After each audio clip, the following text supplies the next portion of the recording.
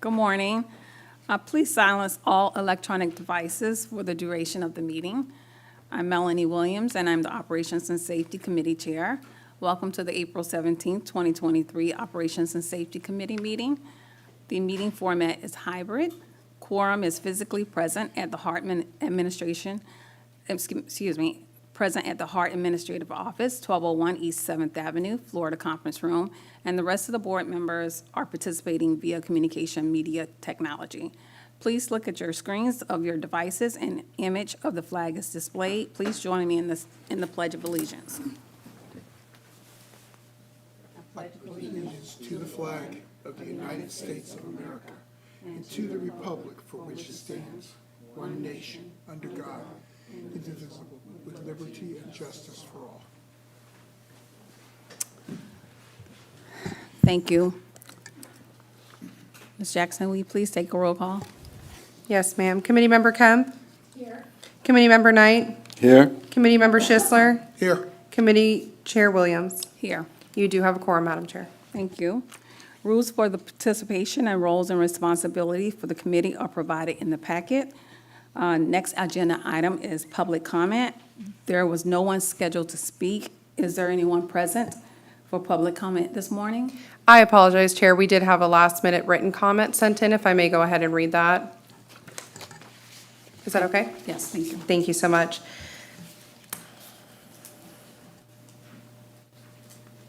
Can I, point of order, can I just Yes. ask, is this anonymous? It is not. She has her name in the statement. And I don't, I just wanted to ask that in addition, but I really don't think we should be reading public comments into the record. I mean, I think we could include them in the packets, but I don't think, well, I just find as a matter of fact, because they could appear virtually or in person, to be reading whatever comments anyone sends as part of the meeting. I've continually objected to as a matter of practice, but I do recall you bringing this up in the past. Ms. Mandel, what's your position on this? The issue is that your rules specifically provide for the reading into the record of written comments. I think that rule is probably a bit antiquated since we've had the opportunity for virtual. It is on the list of rules that, if it's the pleasure of the board, that I go ahead and change, because I would agree it does seem to be, at this point in time, not necessary to have them read into the record, but you can just have them submitted since we have other opportunities. But that, as it stands today, is an obligatory option for the reading of these into the record. Director Knight, you recognized? Yeah, and I also agree with Director Kemp that this have came up several times. Can we somehow draft it in a way so we can take it to the full board so this don't be a problem anymore? I think the Yeah, thing make a for us motion. to do is not wait for it to be generated by legal counsel as part of a whole Yeah, how package, will- and just at this meeting today, maybe in new business, I'd like to put that forward as a rule change, and then we can, Motion and second, take it to the board Second. during new business.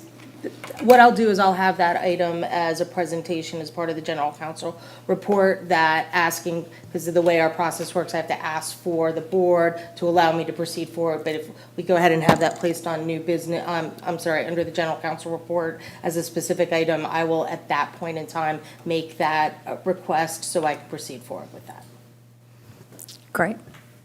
So are we saying we don't need to a motion? No, please Okay, move it, forward. but what I'm asking is Okay. the motion for it to be placed upon the general counsel's report to ask, allow me to proceed forward with that rule change. Okay, thank you. Ms. Jackson? Am I taking a vote on that motion is what we're Actually- doing? Or are we? Yes, Yeah, we okay. could at this time. Committee Member Kemp? Yes. Committee Member Knight? Yes. Committee Member Schisler? Yes. Committee Chair Williams? Yes, The motion passes unanimously. thank you. So are we reading the public comment into the record today? Yes, we are. Okay. To HART Operations and Safety Committee Board, purpose of this public comment, HART Plus manifest. My name is Letitia Jones, HART Plus operator. I have been employed at HART for over 10 years. I have never seen HART Plus manifest routing scheduled so badly. The routing of these manifests is creating a toxic, hostile, and unsafe workplace. We are being dehumanized and forced to work over our end time. On Monday, Hillsborough County Schools had 1 hour early release. My nephew is 10 years old with a special assignment. I was forced to work over an hour after my run ended. I had to pay someone to pick up my nephew from school that day. This was reported to HART's management and no response. The manifest is created where we pick up or drop off patrons extremely late. Patrons are kept on the units for over 1 to 3 hours. Some patrons are coming from dialysis and are high-risk transports. Operators are not trained to handle trauma on the units. Operators also keep the special needs students on the vans for over 2 hours, and students are left behind at the schools for hours. These types of transport create unsafe working conditions. Operators are dehumanized with unrealistic manifests that is created without time to use the restroom or eat. We are working over 8 to 10 hours. That's why operators' health is in deplorable condition with high blood pressure, UTI, anxiety, and stress.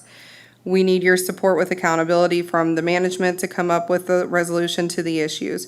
Grievances and class action have been done.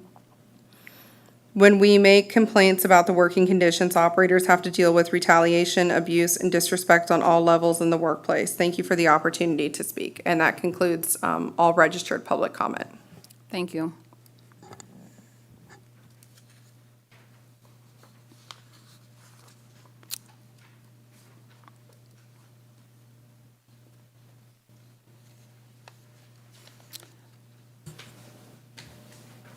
Next in the packet is the minutes from the March 20th, 2023 Operations and Safety Committee. Are there any questions or comments? So moved. Second. Thank you. Ms. Can we- Jackson, will you take them? Committee Member Kemp, Go ahead. Yes. Committee Member Knight, Yes. Committee Member Schisler, Yes. Committee Chair Williams. Yes. Motion passes unanimously. Thank you. Thank you. We'll move on to our presentations at this time. The Operations and Maintenance Metrics Report from Mr. Bobby Edwards, Director of Transportation, Mr. Justin Lafleur, Director of Fleet Maintenance, and Mr. Richard Campbell, Chief Safety Officer. Mr. Edwards, you are recognized to start the presentation. Thank you, and good morning, Chair. morning. Good morning, Board. Good morning, Mr. Drainville.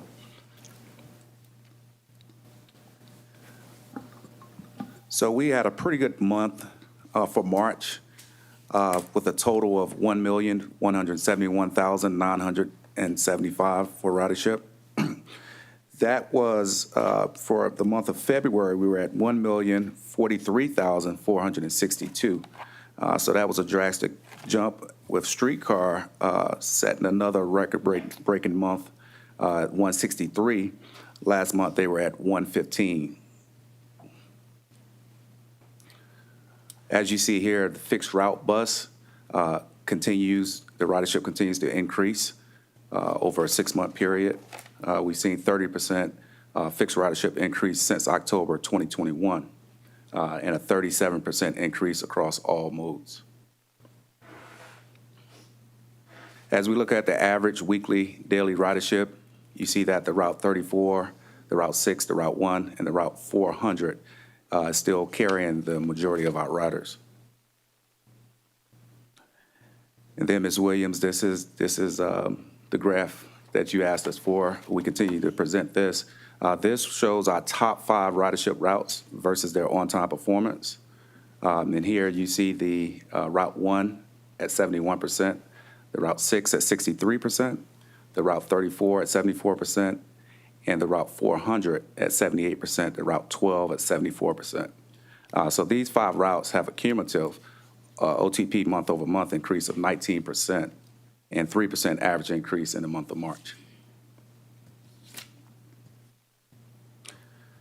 Then we look at our on-time performance. This starts from the greatest on-time performance percentage to the lesser. And then, you see it there, the Route 42, 44, 48, 16, the 15, 14, 19, and 37 are all over our benchmark. Our system-wide on-time performance was at 72.5% for the month of March. And here we see Streetcar's on-time performance is at 99.445% for the month of March. Paratransit is 91.62, and then bus for the month of March is at 72.50. And then on this slide, we show that we are completing 99.75% of our trips. Pass it on to Mr. Lafleur. Thanks, Bobby. Good morning, Chair, members of the board, Mr. Drainville, Justin Lafleur, Director of Fleet Maintenance. So for the month of February, we completed 106 buses on time with within the 6,000 miles with 100% PM compliance. And our mean distance between major mechanical failures increased to almost our goal. We just missed it by a little over 170 miles. The metric was at 14,838 miles.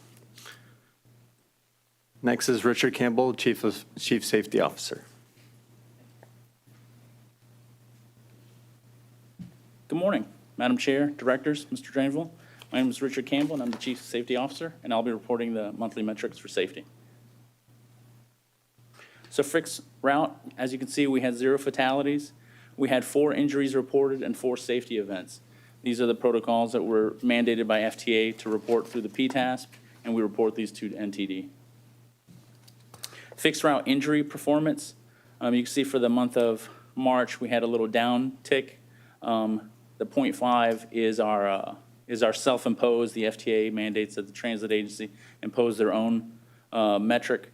So we put 0.5, and that's kind of the goal we're trying to attain. So we actually had a downtick from February to March with a 0.53.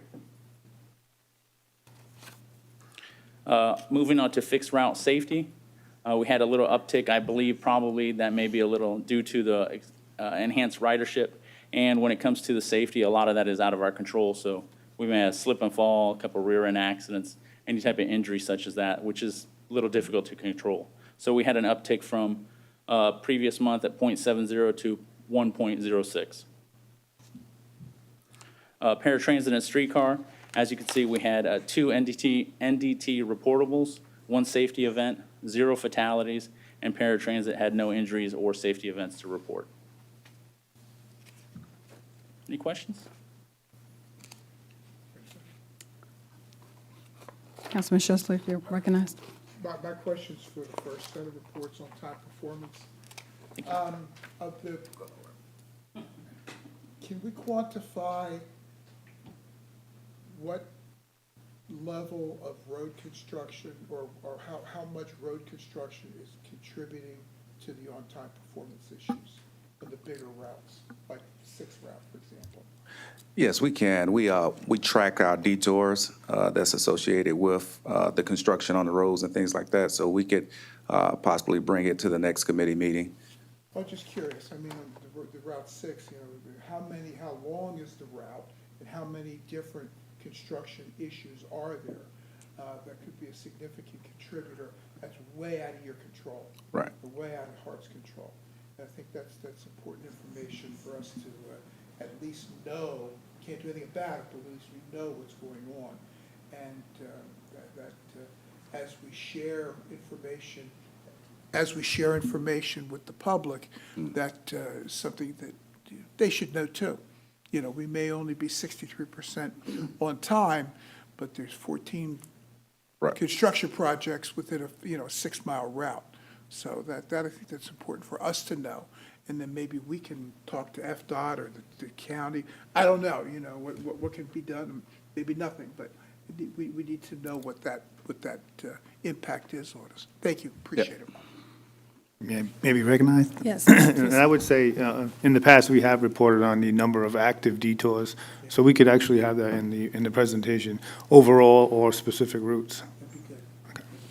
At least the worst ones, Okay. We're the biggest offenders. Who's hurting us the most? Thank you. Thank you. Mr. Edwards, my question is for you in regards to the ridership and the month-over-month increase. Is that up in comparison to our forecast? I know I've heard employees, in respect to the letter that was written, they talked about working more hours, overtime, and so forth. So I don't know if there's a correlation to the increase in ridership and routes and so forth. So I see that in this portion of the deck and how that impacts employees and if we have enough employees or so. I don't know if there is or not, but I just want to understand if this is an increase over the forecast for 2023. Yes, we have seen a increase on all three modes. And specifically, as we look at Paratransit as well, it's a significant increase in the amount of customers that's coming back or riding with Paratransit. So we are analyzing that and looking at whether we're leveling off with the amount of FTEs, full-time employees that we need, as well as Streetcar, significant increase in Streetcar. I think they just, in February, put out a fifth car to be able to capture all those riders that were, especially on the weekend with the convention center having multiple events and things like that. Okay, thank you very much. No problem. I think that it's a good problem to have. It's just that we resolve it really quickly. Correct. That ridership is up. So thank you for Yeah. that information. Director Knight, you recognized. I'd like to also compliment you and the HART staff, because when you really look at it, interstate and all the stuff that's going on the interstate and the detour, and you look at some of these, the ridership on the buses close to that interstate, they continue to increase. And I observed one time on Nebraska and Hillsborough, going east on Hillsborough, somebody got off the bus, threw something at the bus, I think shoes or whatever like that, and that bus driver just, it wasn't a safety thing as far as inside, but kept going and everything, and I just watched it and everything, but they didn't stop or create a problem or anything like that. The guy was definitely wrong for what he did, but, I'm just saying a lot of things that happens, and the bus drivers or the ones, try to mitigate it from going any further. And I just, appreciate and observe a lot of other things go on and really appreciate, the service and the things that are happening. So applaud everybody. Thank you. Councilman Sisler, you're recognized. Yeah, thank you. Just on a lighter note, I try to watch social media during special events in town. I didn't notice any Swiftie buses. Did we have anything for the stadium, for the Taylor Swift concerts? I think that we didn't run any shuttles, but I know that we were on detour. Yeah. But we didn't run any shuttles for the Taylor Swift concert. Just curious. I was just Yep. curious if anybody we did or not. Okay, thanks. Appreciate it. Thank you. Thank you. CEO, Granville. I would like to just respond on your question about ridership. So overall, ridership currently on pace for 12.7 million trips, which is 9% higher than originally projected. When you look at our fixed route, 8% higher, Paratransit's at 2%, and Streetcar's by 18%. So ridership is definitely on the up. Okay, thank you. All right, any other questions? All right, we'll move on to old business. New business. All right, we will adjourn the meeting. I'm sorry, were you going to say something? Well, we had discussed earlier that's already taken care of. Okay, All right, thank you. thank you. All right, we'll consider the meeting adjourned. Yes, and we will we'll take a few-minute break, and we will transition and go directly to our Finance and Audit Committee. Thanks for the reminder.